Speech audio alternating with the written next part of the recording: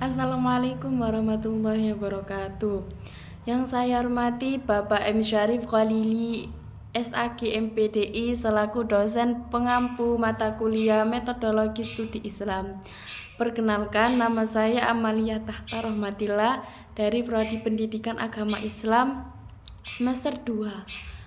Ujian akhir semester ini saya akan menjawab soal yang telah diberikan Bapak Syarif Khalili dan ada 2 soal dan saya akan memilih nomor 2 dengan soal yaitu Islam juga ditinjau dari ilmu kedokteran.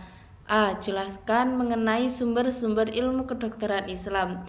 Yang B. Sebutkan 2 tokoh kedokteran muslim dan pengaruhnya terhadap ilmu kedokteran modern.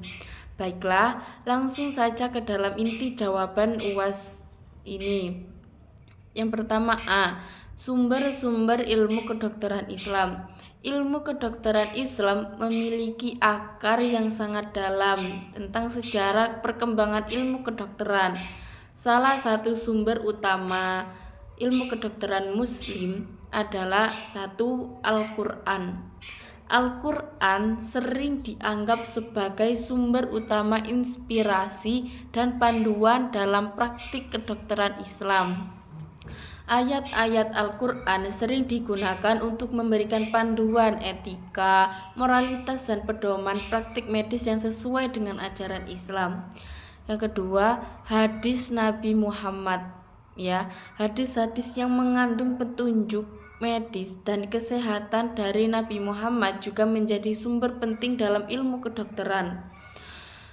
Hadis-hadis ini sering digunakan untuk memberikan panduan praktis dalam menjaga kesehatan dan menyembuhkan penyakit. Yang ketiga, dari kitab At-Tasrif yang ditulis oleh Az-Zahrawi, seorang ahli bedah terkemuka dari Spanyol Islam. Abad pertengahan, kitab ini tidak hanya membahas teknik bedah yang inovatif pada zamannya, tetapi juga mencakup aspek pengobatan dan farmakologi yang penting.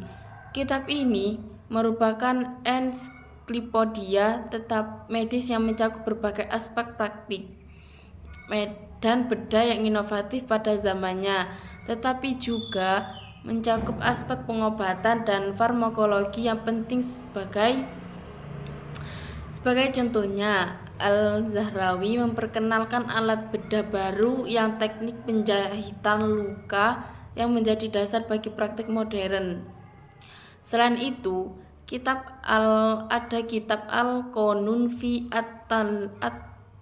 At-Tib yang ditulis oleh Ibnu Sina, seorang polimet Persia, merupakan salah satu sumber penting ilmu kedokteran.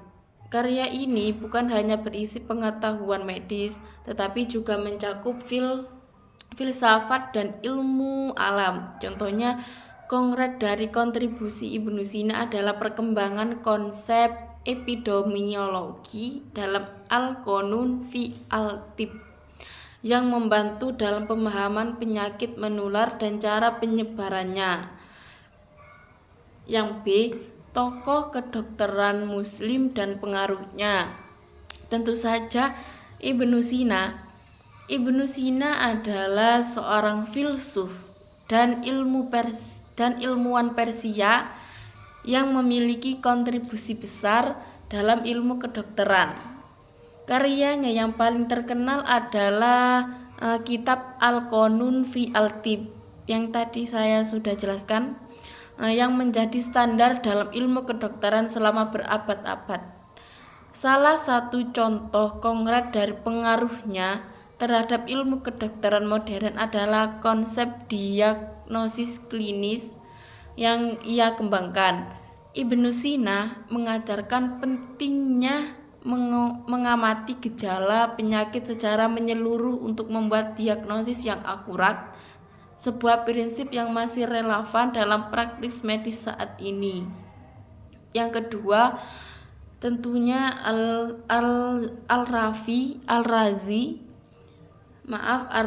Al-Razi adalah seorang dokter dan ahli kimia Persia yang juga memiliki pengaruh besar dalam ilmu kedokteran. Karyanya yang terkenal antara lain kitab Al-Hawi ya, dan kitab Al-Mansuri. Ada dua ya yang terkenal, itu kitab Al-Hawi dan kitab Al-Mansuri yang membahas berbagai aspek kedokteran dan farmakologi. Salah satu contoh kontribusi Al-Razi yang masih berpengaruh hingga saat ini adalah pendekatan ilmiahnya dalam diagnosis penyakit. Ar-Razi menganjurkan penggunaan observasi dan analisis yang teliti untuk mengidentifikasi penyebab penyakit, suatu pendekatan yang menjadi dasar bagi praktis medis modern. Yang terakhir yaitu Ibnu Nafis. Ibnu Nafis adalah seorang dokter dan ahli bedah muslim yang terkenal karena kontribusinya dalam bidang kedokteran. Salah satu kontribusi besarnya yaitu teori yang revolusioner tentang sirkulasi darah di tubuh manusia. Sebelum teori William Harvey, Ibnu Nafis juga dikenal karena penemuan dan pengembangan konsep sirkulasi darah pulmonal. Kontribusi Ibnu Nafis dalam bidang kedokteran telah memberikan landasan penting bagi perkembangan ilmu kedokteran modern.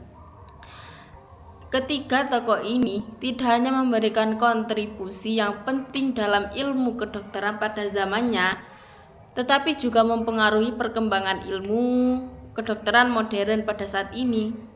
Warisan ilmiah dan filosofis mereka tetap relevan dan dihargai hingga saat ini, dan menjadi landasan bagi praktis medis yang kita kenal saat ini. Semoga penjelasan yang saya berikan atau gambaran yang lebih lengkap. Cukup sekian yang bisa saya sampaikan. Apabila ada penjelasan yang kurang tepat dan lengkap, mohon dimaafkan sebesar-besarnya. Semoga penjelasan yang sudah saya sampaikan dapat kita mengerti dan mudah dan bisa bermanfaat bagi kita semua. Assalamualaikum warahmatullahi wabarakatuh.